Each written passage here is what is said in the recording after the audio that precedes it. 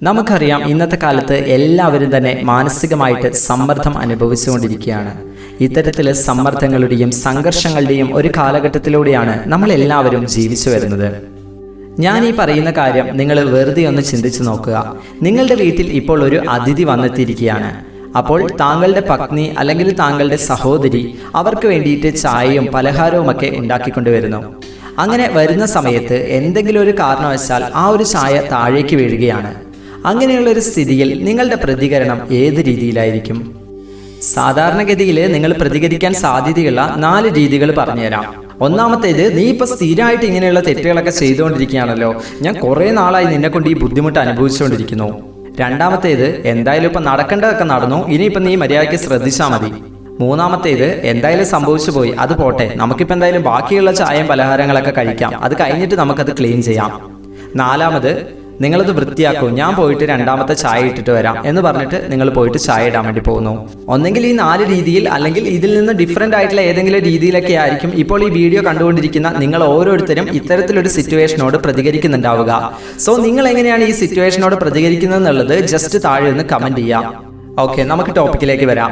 ഈ 4 തരത്തിലുള്ള പ്രതികരണങ്ങളുടെയും ആധാരം എന്ന് പറയുന്നത് ആ വ്യക്തിക്ക് തൻ്റെ ഭാര്യയോട് അല്ലെങ്കിൽ സഹോദരിയോടുള്ള കാഴ്ചപ്പാട് എങ്ങനെയാണ് എന്നതിനെ ഡിപ്പെൻഡ് ചെയ്താണ്. സോ നമ്മൾ മനസ്സിലാക്കേണ്ട കാര്യം, സിറ്റുവേഷൻസ് അല്ല നമ്മളിൽ സംഘർഷം ഉണ്ടാക്കുന്നത്. നമ്മൾ ആ സിറ്റുവേഷൻസിനോടുള്ള അല്ലെങ്കിൽ ആ കാര്യങ്ങളോടുള്ള നമ്മളുടെ കാഴ്ചപ്പാട് എന്താണ്, അതാണ് നമ്മളുടെ സംഘർഷം ഉണ്ടാവണോ വേണ്ടയോ എന്നുള്ള കാര്യം തീരുമാനിക്കുന്നത്. സോ എപ്പോഴും മനസ്സിലാക്കേണ്ട കാര്യം, നമ്മൾ ചേഞ്ച് ചെയ്യേണ്ടത് നമ്മളുടെ കാഴ്ചപ്പാടുകളെയാണ്. ഒരു വ്യക്തി അനുഭവിക്കുന്ന എല്ലാ തരത്തിലുള്ള അനുഭവങ്ങളുടെയും മൂലാധാരം എന്ന് പറയുന്നത് ആ വ്യക്തിയുടെ വിചാരമാണ്, കാഴ്ചപ്പാടാണ്. ഇപ്പൊ സുഖം, ദുഃഖം, ഉത്സാഹം, നിരാശ, ശാന്തി, അശാന്തി തുടങ്ങിയ അനുഭവങ്ങളുടെയും എല്ലാ ആധാരം എന്ന് പറയുന്നത് നമ്മളുടെ വിചാരം തന്നെയാണ്. ഒരു സ്ത്രീ തൻ്റെ ഹസ്ബൻഡിന്റെ ബർത്ത്ഡേക്ക് അദ്ദേഹത്തിന് 2 ടൈ മേടിച്ചു കൊടുത്തു. ഒരു ചുവപ്പ് ടൈയും ഒരു കറുത്ത ടൈയും മേടിച്ചു കൊടുത്തു. അതിനുശേഷം അദ്ദേഹം ഒരു ഫംഗ്ഷന് പോകാൻ നേരം അദ്ദേഹം ആ ചുവപ്പ് ടൈ ആണ് സെലക്ട് ചെയ്തത്. അങ്ങനെ അദ്ദേഹം ആ ഒരു ടൈ ഇട്ടുകൊണ്ട് പോയപ്പോൾ ഈ ഭാര്യ പെട്ടെന്ന് മാനസികമായിട്ട് സംഘർഷത്തിലാകുന്നു. എന്തുകൊണ്ടാണെന്ന് വെച്ച് കഴിഞ്ഞാൽ ഈ ഭാര്യ ചിന്തിക്കുകയാണ്, അദ്ദേഹത്തിന് ഇനി ആ കറുപ്പ് ടൈ ഇഷ്ടമാവാത്തത് കൊണ്ടാണോ അദ്ദേഹം ഈ ചുവപ്പ് ടൈ ഇട്ടിട്ട് പോയത്? സോ ഈ ഭാര്യയുടെ വിചാരം, കാഴ്ചപ്പാട്, ചിന്തകൾ ഈ രീതിയിൽ പോയത് കൊണ്ട് തന്നെ അവരവിടെ ഭയങ്കരമായി ടെൻഷൻ അടിക്കുകയും മാനസികമായിട്ടുള്ള ഒരു സമ്മർദ്ദം അനുഭവിക്കുകയും ചെയ്തു. പക്ഷെ ശരിക്കും ഈ ഭർത്താവിന് 2 ടൈയും ഇഷ്ടപ്പെട്ടിട്ടുണ്ടാവും. പക്ഷെ അദ്ദേഹത്തിന് ഒരേ സമയത്ത് 2 ടൈ ഇട്ടുകൊണ്ട് പോവുക എന്ന് പറയുന്നത് പോസിബിൾ അല്ല. അതുകൊണ്ടാണ് അദ്ദേഹം ഒരു ടൈ ഒരു സമയത്ത് ധരിച്ചിട്ട് പോയത്. സോ ഈ രീതിയിലാണ് നമ്മളുടെ ചിന്തകളെ, നമ്മളുടെ വിചാരത്തെ നമ്മൾ മാറ്റുന്നത് എന്നുണ്ടെങ്കിൽ നമ്മൾക്ക് അവിടെ സംഘർഷം എന്ന് പറയുന്നത് ഒഴിവാക്കാൻ സാധിക്കും. അതായത് ആ ഭാര്യയ്ക്ക് സംഘർഷം എന്നുള്ളത് അവിടെ ഒഴിവാക്കാൻ സാധിക്കുമായിരുന്നു. സോ അവിടെ നടന്ന സിറ്റുവേഷനോ ആ ഭർത്താവിൻ്റെ പ്രവൃത്തിയോ ഒന്നും ആയിരുന്നില്ല. ആ സ്ത്രീ അതിനോട് ഏത് കാഴ്ചപ്പാടിലാണോ നോക്കിക്കണ്ടത്, അതാണ് ആ സ്ത്രീയെ ആ സമയത്ത് എന്ത് അനുഭവത്തിലേക്ക് എത്തിക്കണം എന്നുള്ളത് തീരുമാനിച്ചത്. തൻ്റെ ഭർത്താവിന് ആ 2 ടൈയും ഇഷ്ടപ്പെട്ടു. ഭർത്താവ് ഇപ്പോൾ അതിനകത്ത് ഒരെണ്ണം ഇട്ടിട്ട് പോയി. കാരണം അദ്ദേഹത്തിന് ഒരു സമയത്ത് 2 എണ്ണം ഇടാൻ സാധിക്കില്ല. അതുകൊണ്ട് ഒരെണ്ണം ഇട്ടിട്ട് പോയി എന്ന് ചിന്തിച്ചു കഴിഞ്ഞാൽ ആ സ്ത്രീക്ക് അവിടെ സന്തോഷം അനുഭവം ചെയ്യാൻ സാധിക്കും. എന്നാൽ അതേ സമയത്ത് തൻ്റെ ഭർത്താവ് എന്തുകൊണ്ട് കറുത്ത ടൈ ഇട്ടിട്ട് പോയില്ല എന്ന് ചിന്തിച്ചത് കൊണ്ട് തന്നെ അവർക്ക് അവിടെ ഭയങ്കരമായിട്ടുള്ള ഒരു ടെൻഷനും വിഷമവും ഒക്കെയാണ് അനുഭവിക്കാൻ സാധിച്ചത്. സോ നമുക്ക് മനസ്സിലാക്കാം, ഒരു വ്യക്തിക്ക് തൻ്റെ അനുഭവങ്ങളെ ഏത് ദിശയിലേക്ക് വേണമെങ്കിലും തിരിച്ചുവിടാൻ സാധിക്കും. നമ്മുടെ അനുഭവം എപ്പോഴും നമ്മളുടെ കരനിയന്ത്രണത്തിലാണ്. നമ്മുടെ അനുഭവങ്ങൾക്ക് നമ്മൾ സ്വയം തന്നെയാണ് ഉത്തരവാദി എന്ന് മനസ്സിലാക്കുക. കാരണം ഞാൻ മുമ്പ് പറഞ്ഞതുപോലെ നമ്മളുടെ അനുഭവം എന്ന് പറയുന്നത് നമ്മളുടെ കാഴ്ചപ്പാടിനെയും നമ്മളുടെ ചിന്തകളെയും ഡിപ്പെൻഡ് ചെയ്തിരിക്കും. ഇത്തരത്തിലുള്ള മാനസിക സംഘർഷങ്ങളെക്കുറിച്ച് വളരെ ഡീപ്പായിട്ട് സ്റ്റഡി ചെയ്തുകൊണ്ടിരിക്കുന്ന ഡോക്ടർ ഹെൻസ് സെൽ പറയുന്നത്, മാനസിക സംഘർഷം കുറയ്ക്കാൻ വേണ്ടിയിട്ട് നമ്മൾ മരുന്നുകളും മറ്റുള്ള ചികിത്സാ രീതികളും ഒക്കെ പരീക്ഷിക്കുന്നതിന് മുമ്പ് തന്നെ നമ്മൾ ആദ്യം മാറ്റം വരുത്തേണ്ടത് നമ്മളുടെ കാഴ്ചപ്പാടിലാണ്.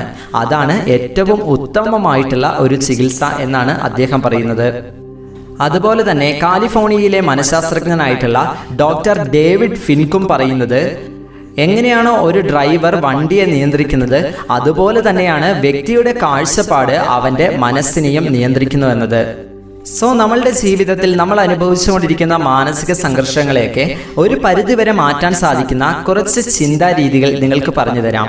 നിങ്ങളുടെ കാഴ്ചപ്പാടുകളെ ഈ രീതിയിലേക്ക് നിങ്ങളൊന്ന് മാറ്റാൻ ശ്രമിച്ചു നോക്കുക. നിങ്ങളുടെ ജീവിതത്തിൽ ഉണ്ടാവുന്ന ട്രമൻഡസ് ആയിട്ടുള്ള ചേഞ്ചസിനെ അനുഭവിച്ചറിയുക. ഇതിൽ ഏറ്റവും പ്രധാനപ്പെട്ട കാര്യമെന്ന് പറയുന്നത് കഴിഞ്ഞ കാലങ്ങളിൽ നമ്മൾ ചെയ്തിട്ടുള്ള തെറ്റുകളെക്കുറിച്ചും നമ്മളുടെ ഭാവിയെക്കുറിച്ചും ചിന്തിച്ച് കാട് കയറാതിരിക്കുക. നമുക്കിപ്പോൾ ലഭിച്ചിട്ടുള്ള ഈ ഒരു പ്രസന്റിനെ, ഈ ഒരു വർത്തമാന കാലത്തെ നല്ല രീതിയിൽ ഉപയോഗിക്കാൻ ശ്രമിക്കുക. ഇന്നത്തെ ഈ ഒരു ദിവസം മാത്രമാണ് നമ്മളുടെ കൈകളിലുള്ളൂ എന്ന് നമ്മൾ മനസ്സിലാക്കുക. ഇന്നത്തെ ദിവസം നമ്മൾ ക്രിയേറ്റീവ് ആയിട്ടുള്ള കാര്യങ്ങൾ ചെയ്തു കഴിഞ്ഞാൽ നമുക്ക് ഭാവിയിൽ തീർച്ചയായും ലാഭമുണ്ടാകും. അടുത്തതായിട്ട് അതുപോലെ തന്നെ പ്രധാനപ്പെട്ടൊരു കാര്യമാണ്, നിങ്ങൾ നിങ്ങളുടെ ജീവിതത്തെ ഒരിക്കലും മറ്റുള്ളവരുമായി താരതമ്യം ചെയ്ത് ചിന്തിക്കരുത്. കാരണം ഈ ഒരു ലോകത്തിൽ നിങ്ങൾ എന്ന് പറയുന്നത് വളരെയധികം വിശിഷ്ടമായതാണ്, അതുല്യമായതാണ്, യുണീക്കായതാണ്. ഈ ഒരു ലോകത്ത് നിങ്ങളെപ്പോലെ മറ്റാരുമില്ല. നിങ്ങൾക്ക് ലഭിച്ചിട്ടുള്ള കഴിവുകൾ, നിങ്ങളുടെ രൂപം, നിങ്ങൾക്ക് ലഭിച്ചിട്ടുള്ള എല്ലാം വളരെയധികം യുണീക്കാണ്. അതുകൊണ്ട് ഒരിക്കലും നിങ്ങളെ മറ്റുള്ളൊരു വ്യക്തിയുമായിട്ട് കമ്പയർ ചെയ്യരുത്. അടുത്തതായിട്ട് നമ്മൾ മനസ്സിലാക്കേണ്ട കാര്യമാണ്, നമ്മളെ നിന്ദിക്കുന്ന പലരുമുണ്ട്. അപ്പോൾ നമ്മൾ മനസ്സിലാക്കണം, നമ്മളെ നിന്ദിക്കുന്നവരെല്ലാം നമ്മളുടെ മിത്രങ്ങളാണ്, നമ്മളുടെ സുഹൃത്തുക്കളാണെന്ന്. കാരണം എന്താണെന്ന് വെച്ച് കഴിഞ്ഞാൽ അവരൊരു പൈസ ചെലവ് പോലും ഇല്ലാതെ ഒരു മനഃശാസ്ത്രജ്ഞനെ പോലെ നമ്മളുടെ തെറ്റുകളൊക്കെ നമുക്ക് ചൂണ്ടിക്കാണിച്ചു തരികയാണ്. അതുകൊണ്ട് നമ്മൾ അവരെ ബഹുമാനിക്കുകയാണ് ചെയ്യേണ്ടത്. അതുപോലെ തന്നെ നിങ്ങൾക്കിപ്പോൾ നിങ്ങളുടെ ജീവിതത്തിൽ ഒരുപാട് പ്രശ്നങ്ങൾ ഉണ്ടാവും. എല്ലാ പ്രശ്നങ്ങൾക്കും ഒരേ സമയത്ത് പരിഹാരം കണ്ടെത്തണമെന്ന് വിചാരിച്ച് ഭയങ്കരമായിട്ടുള്ള ഒരു മാനസിക സംഘർഷത്തിലേക്ക് പോകാതെ അറ്റ് എ ടൈം നിങ്ങൾ ഒരു പ്രശ്നത്തിന് സമാധാനം കണ്ടെത്താൻ വേണ്ടി ശ്രമിക്കുക. അതുപോലെ നമ്മൾ സന്തോഷം കൊടുക്കുന്നതിലൂടെയാണ് നമുക്ക് സന്തോഷം ലഭിക്കുക. അതിനാൽ നമ്മൾ മാക്സിമം നമ്മളെ കൊണ്ട് പറ്റുന്നവർക്കൊക്കെ നമ്മൾ സന്തോഷം കൊടുക്കാൻ വേണ്ടി ശ്രമിക്കുക. ഒരിക്കലും ആർക്കും ദുഃഖം കൊടുക്കുന്നതിന്റെ ചിന്ത പോലും നമ്മളുടെ മനസ്സിൽ ഉണ്ടാവാതിരിക്കുക. മറ്റൊരു കാര്യം, നമ്മളെ വിഷമിപ്പിക്കുന്ന സിറ്റുവേഷൻസിനെ കുറിച്ച് വീണ്ടും വീണ്ടും ഓർത്ത് ദുഃഖിക്കാതിരിക്കുക. എപ്പോഴും മനസ്സിലാക്കുക, നമ്മളുടെ സമയമെന്ന് പറയുന്നത് അത്രയും വാല്യുബിൾ ആയിട്ടുള്ള ഒരു കാര്യമാണ്. അത് ഇത്തരത്തിലുള്ള കാര്യങ്ങളെക്കുറിച്ച് വീണ്ടും വീണ്ടും ഓർത്ത് ദുഃഖിക്കാനുള്ളതല്ല എന്ന് മനസ്സിലാക്കുക. ഫ്രണ്ട്സ്, ഈ പറഞ്ഞ കാര്യങ്ങളൊക്കെ നിങ്ങളുടെ ജീവിതത്തിലേക്ക് കൊണ്ടുവന്ന് സംഘർഷ വിമുക്തമായ ഒരു ജീവിതം അനുഭവിക്കാൻ വേണ്ടി ശ്രമിക്കുക. മാനസികമായ സംഘർഷങ്ങളുടെയൊക്കെ ആധാരം എന്ന് പറയുന്നത് നമ്മളുടെ കാഴ്ചപ്പാടാണ്. നമ്മൾ ആദ്യം ചേഞ്ച് കൊണ്ടുവരേണ്ടത് നമ്മളുടെ കാഴ്ചപ്പാടിലാണ് എന്ന് മനസ്സിലാക്കുക. കാഴ്ചപ്പാട് മാറ്റിയാൽ നമ്മളുടെ ജീവിതത്തിന്റെ ഡയറക്ഷൻ തന്നെ മാറും എന്നുള്ള സത്യാവസ്ഥ മനസ്സിലാക്കി ജീവിതത്തിൽ മുന്നോട്ട് പോവുക. Wish you all the very best.